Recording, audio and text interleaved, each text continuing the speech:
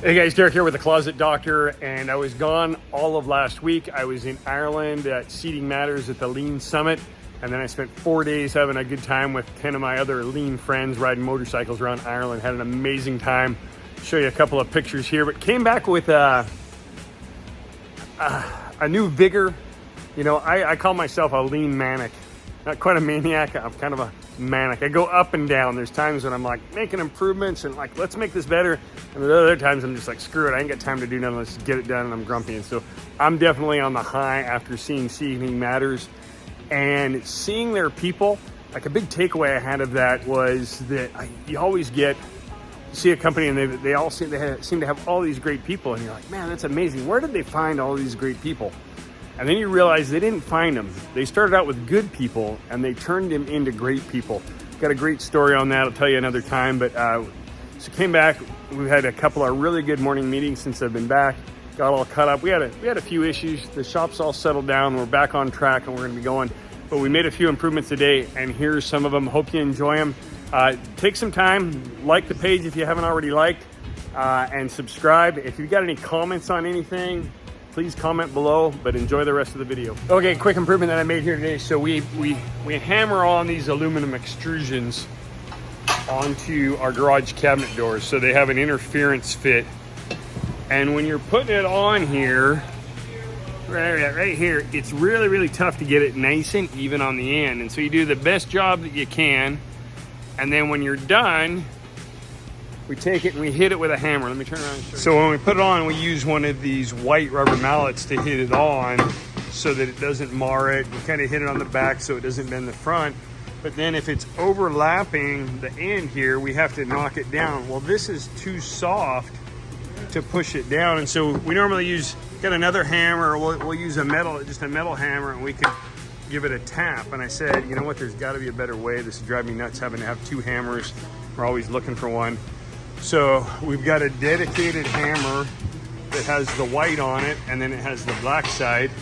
And so what we did is we just cut a piece of plastic that we had sitting around here.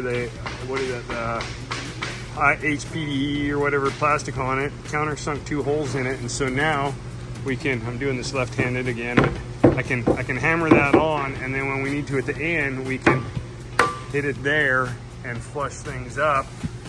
Doesn't mar the aluminum, but it's hard enough to actually overcome the friction that's on there and push it down. The other improvement we made this a couple of months ago so we can set the doors in here. It holds it vertically, and then we can put the hammer on there. The problem was when you pull it off of the cart and go to put it down here, you had to line it up between the cart here, and then you didn't really have anywhere to put your hand in, so you were squeezing it from the top. So I cut this out so you can lower it down on an angle and then pull your hand out and set it in place. Another quick improvement today on our garage trailer. When we back it in with the forklift, we've got lines on the floor here or on the ground. The first line is that you can open and close the doors on the back of the trailer and they won't hit the wall. Got your guideline here. And then the back one is so that you can back it all the way in if it's raining, open the doors and then back it in, and so it'd actually be inside. The problem is when you're driving the forklift, sometimes you can't see those lines. You know, you got it lined up good. So we put a line right here. This is where the hitch will go. So just 2 seconds, couple pieces of wood, and sprayed a line in there. Now when we're backing in, we know we're at the right distance back. Got a $130,000 CNC here. Sometimes there's procedures that you don't do very often and you can't remember how to do it. We've created a book with everything in it. So this week we made 3 improvements or new SOPs. So one, just, you know, common CNC errors. New guys, they'll be like, hey man, I got this error and it's, you know, the file's not found, and it's because we've got load, cut, and offload set, and you just need to go in and select cut and offload. Simple one there. Adjusting the tool length.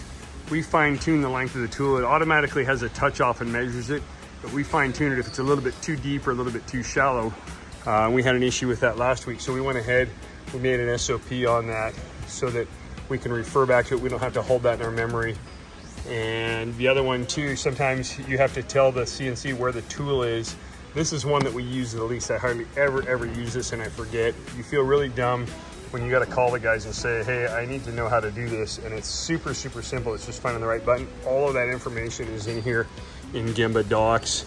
and even how to do a tool change. We'd run a whole program so that we could get the right tool and thing, and now you just go in, we got a SOP on how to change the tool. So 3 or 4 of those this week, and making things better.